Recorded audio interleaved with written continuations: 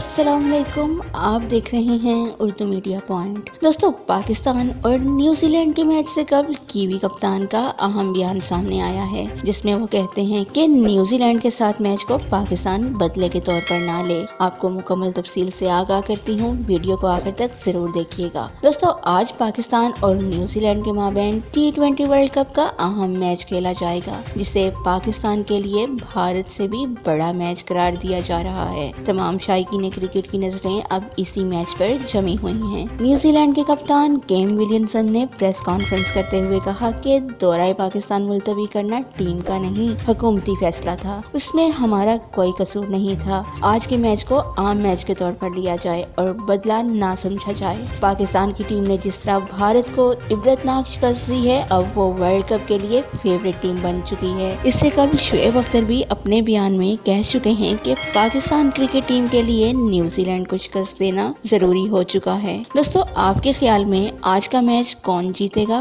पाकिस्तान या न्यूजीलैंड? हमें comment box में जरूर बताइएगा। पाकिस्तान जिंदाबाद।